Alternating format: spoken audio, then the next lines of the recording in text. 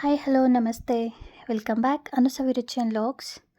ಎಲ್ಲರೂ ಚೆನ್ನಾಗಿದ್ದೀರಾ ಅಂತ ಭಾವಿಸ್ತಾ ನನ್ನ ಇವತ್ತಿನ ವಿಡಿಯೋನ ಶುರು ಮಾಡ್ತಾ ಇದ್ದೀನಿ. ನಾನಿವತ್ತು ಸಬ್ಬಕ್ಕಿ ಪಾಯಸ ಅಥವಾ ಸಾಬುದಾನಿ ಪಾಯಸ ಅಂತ ಏನು ಕರೀತಾರೆ ಆ ಪಾಯಸನ ಮಾಡಿ ತೋರಿಸ್ತಾ ಇದ್ದೀನಿ. ಬನ್ನಿ ಯಾವ ರೀತಿ ಮಾಡೋದು ಅಂತ ನೋಡೋಣ. ಮೊದಲಿಗೆ ನಾನು 1 ಕಪ್ಪಷ್ಟು ಕಾಫಿ ಗ್ಲಾಸಲ್ಲಿ 1 ಕಪ್ಪಷ್ಟು ನೈಲಾನ್ ಸಬ್ಬಕ್ಕಿಯನ್ನು ತೊಗೊಂಡಿದ್ದೀನಿ. ಅದನ್ನು ಈ ರೀತಿ 2 ರಿಂದ 3 ನಿಮಿಷ ಬಿಸಿ ಮಾಡ್ಕೊಳ್ಳೋಣ. ಇದಕ್ಕೆ ಎಣ್ಣೆ ಅಥವಾ ತುಪ್ಪ ಏನೂ ಹಾಕೋದು ಬೇಡ, ಹಾಗೆಯೇ ಸ್ವಲ್ಪ ಬಿಸಿ ಮಾಡಿಕೊಂಡ್ರೆ ಸಾಕು ಒಂದು ಪಾತ್ರೆಯಲ್ಲಿ. ಬಿಸಿಲಿಗೆ ತಂಪಾದಂತಹ ಪಾಯಸ ಇದು. ಈ ಬೇಸಿಗೆನಲ್ಲಿ ಈ ರೀತಿ ಪಾಯಸನ ಮಾಡ್ಕೊಳ್ಳೋದು ಒಳ್ಳೆಯದು, ಬಾಡಿ ಕೂಲ್ ಆಗುತ್ತೆ. ನಾನಿಲ್ಲಿ 1-2 ಗ್ಲಾಸಷ್ಟು ನೀರನ್ನು ಸೇರಿಸಿದ್ದೀನಿ. ಇವಾಗ ಸಬ್ಬಕ್ಕಿ ಬೇಯಬೇಕಾಗತ್ತೆ. ನಾವು ಬಿಸಿ ಮಾಡ್ಕೊಂಡಿರೋದ್ರಿಂದ ತುಂಬಾ ಏನು ಟೈಮ್ ತೊಗೊಳ್ಳಲ್ಲ ಬೇಯಲಿಕ್ಕೆ, 5 ನಿಮಿಷ ಸಾಕಾಗುತ್ತೆ. 4 ರಿಂದ 5 ನಿಮಿಷದಲ್ಲಿ ಸಬ್ಬಕ್ಕಿ ಬೆಂದೋಗುತ್ತೆ. ನೋಡಿ, ಇದು ರೆಡಿ ಆಗ್ತಾ ಇದೆ. ಹೊಸದಾಗಿ ಯಾರೆಲ್ಲ ನನ್ನ ಚಾನಲನ್ನು ನೋಡ್ತಾ ಇದ್ದೀರಾ ಸಬ್ಸ್ಕ್ರೈಬ್ ಮಾಡ್ಕೊಂಡು ನೋಡಿ, ಪಕ್ಕದಲ್ಲಿರೋವಂಥ ಬೆಲ್ಲೈಕನ್ ಕ್ಲಿಕ್ ಮಾಡಿ, ಆಲ್ ಬಟನ್ ಸೆಲೆಕ್ಟ್ ಮಾಡಿ, ನನ್ನ ಎಲ್ಲ ವಿಡಿಯೋ ನೋಟಿಫಿಕೇಷನ್ ಕೂಡ ನೀವು ಪಡಿಬೋದು.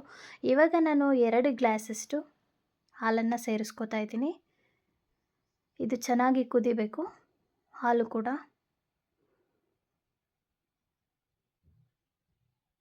ಮಧ್ಯ ಒಂದೊಂದು ಸಲ ತಿರುಗಿಸ್ಕೋತಾ ಇರೋಣ.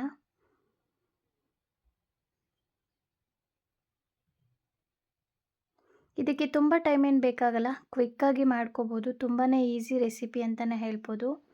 ಒಂದು ಒಳ್ಳೆ ಸ್ವೀಟ್ ರೆಸಿಪಿ, ಮಕ್ಕಳಿಗಂತೂ ಖಂಡಿತ ತುಂಬಾ ಇಷ್ಟ ಆಗುತ್ತೆ. ನೋಡಿ, ಈ ಥರ ಕುದಿ ಬಂದಾಗ ನಾನು 3/4 ಗ್ಲಾಸಷ್ಟು ಸಕ್ಕರೆಯನ್ನು ಆ್ಯಡ್ ಮಾಡ್ಕೊಂಡಿದ್ದೀನಿ. ಇಲ್ಲಿ ಬೆಲ್ಲ ಕೂಡ ಸೇರಿಸ್ಕೋಬೋದು. ನಾನು ಒಂದು ಪ್ಯಾನ್ಗೆ ತುಪ್ಪನ ಹಾಕ್ಕೊಂಡಿದ್ದೀನಿ. ಇದು ಸ್ವಲ್ಪ ಬಿಸಿ ಆಗಬೇಕು. ತುಪ್ಪ ಕರಗಿದಾಗ ನಾನಿಲ್ಲಿ ಡ್ರೈ ಫ್ರೂಟ್ಸನ್ನು ಆ್ಯಡ್ ಮಾಡ್ಕೋತಾ ಇದ್ದೀನಿ. ತುಪ್ಪ ತಿನ್ನಲ್ಲ ಅಂತ ಅನ್ನೋರು ಆಯಿಲ್ ಆ್ಯಡ್ ಮಾಡ್ಕೋಬೋದು, ಅಥವಾ ಡೈರೆಕ್ಟಾಗಿ ಡ್ರೈ ಫ್ರೂಟನ್ನು ಪಾಯಸಕ್ಕೆ ಸೇರಿಸ್ಕೋಬೋದು. ತುಪ್ಪ ಹಾಕೋದ್ರಿಂದ ಎಕ್ಸ್ಟ್ರಾ ಘಮ ಇರುತ್ತೆ ಮತ್ತು ಒಳ್ಳೆ ಟೇಸ್ಟ್ ಇರುತ್ತೆ. ಸೊ ಹಾಗಾಗಿ ತುಪ್ಪನ ಹಾಕಿದ್ರೆ ತುಂಬಾ ಚೆನ್ನಾಗಿರುತ್ತೆ. ಮೀಡಿಯಮ್ಮಾಗಿ ಫ್ರೈ ಮಾಡ್ಕೋಬೇಕು ಡ್ರೈ ಫ್ರೂಟ್ಸನ್ನು. ಇವಾಗ ನಾನಿಲ್ಲಿ 1/2 ಸ್ಪೂನಷ್ಟು ಏಲಕ್ಕಿ ಪೌಡರು, 1/2 ಸ್ಪೂನಷ್ಟು ಬಾದಾಮ್ ಪೌಡರ್ನ ಸೇರಿಸ್ಕೊತಿದ್ದೀನಿ. ಬಾದಾಮ್ ಪೌಡರು ಒಳ್ಳೆ ಟೇಸ್ಟ್ ಕೊಡುತ್ತೆ, ಜೊತೆಗೆ ಒಳ್ಳೆ ಕಲರ್ ಕೊಡುತ್ತೆ, ಘಮ ಕೂಡ ತುಂಬಾ ಚೆನ್ನಾಗಿರುತ್ತೆ. ಸೊ ಪಾಯಸ ಒಳ್ಳೆ ಟೇಸ್ಟಿಯಾಗಿರುತ್ತೆ ಬಾದಾಮ್ ಪೌಡರನ್ನು ಸೇರಿಸ್ಕೊಳ್ಳೋದ್ರಿಂದ. ನಾನಿಲ್ಲಿ ಲೈಟಾಗಿ ಹಾಕ್ಕೊಂಡಿದ್ದೀನಿ. ಅಥವಾ ನಾವು ಬಾದಾಮ್ ಪೌಡರ್ನ ಸ್ಕಿಪ್ ಮಾಡಿ ಕೇಸರಿ ಕೂಡ ಸೇರಿಸ್ಕೋಬೋದು, ತುಂಬಾ ಚೆನ್ನಾಗಿರುತ್ತೆ. ನೋಡಿ, ಒಂದು ಒಳ್ಳೆ ಪಾಯಸ ರೆಡಿ ಆಗ್ತಾಯಿದೆ. ಬಿಸಿಲಿಗೆ ಈ ರೀತಿ ಪಾಯಸನ ಮಾಡ್ಕೊಂಡು ತಿನ್ನೋದ್ರಿಂದ ನಮ್ಮ ದೇಹಕ್ಕೆ ತಂಪನ್ನು ನೀಡುತ್ತೆ. ಸಾಧ್ಯವಾದಷ್ಟು ಈ ಬೇಸಿಗೆನಲ್ಲಿ ನಾವು ಸಬ್ಬಕ್ಕಿ ಮತ್ತು ಬಾರ್ಲಿ ಏನು ಬರುತ್ತೆ ಅದು, ಸಬ್ಜಾ ಸೀಡ್ಸು, ಈ ಥರ ಉಂಡೆ ಶೇಪಲ್ಲಿ ಇರೋ ಅಂಥದ್ದನ್ನು ಐಟಮ್ಸ್ನ ನಾವು ಜಾಸ್ತಿ ಯೂಸ್ ಮಾಡಬೇಕಾಗತ್ತೆ. ಅದು ನಮ್ಮ ಬಾಡಿನ ಕೂಲಾಗಿ ಇಡಲಿಕ್ಕೆ ಸಹಾಯ ಮಾಡುತ್ತೆ. ಒಂದು ಟೇಸ್ಟಿಯಾದಂತಹ ಸಬ್ಬಕ್ಕಿ ಪಾಯಸ ರೆಡಿಯಾಗಿದೆ.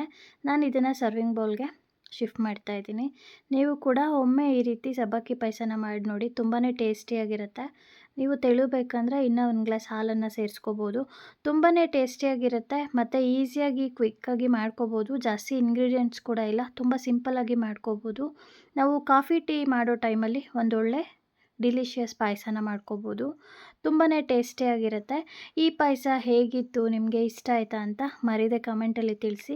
ನನ್ನ ಈ ವೆಜ್ ರೆಸಿಪಿ ಚಾನಲ್ ಇಷ್ಟ ಆದಲ್ಲಿ ಫ್ಯಾಮಿಲಿ, ಫ್ರೆಂಡ್ಸ್, ರಿಲೇಟಿವ್ಗೆ ಸಜೆಸ್ಟ್ ಮಾಡಿ ಅಂತ ಕೇಳ್ಕೊಳ್ತಾ ಇದ್ದೀನಿ. ಮತ್ತೊಂದು ಹೊಸ ರೆಸಿಪಿಯೊಂದಿಗೆ ಭೇಟಿಯಾಗೋಣ. Thank you. Take care. Bye.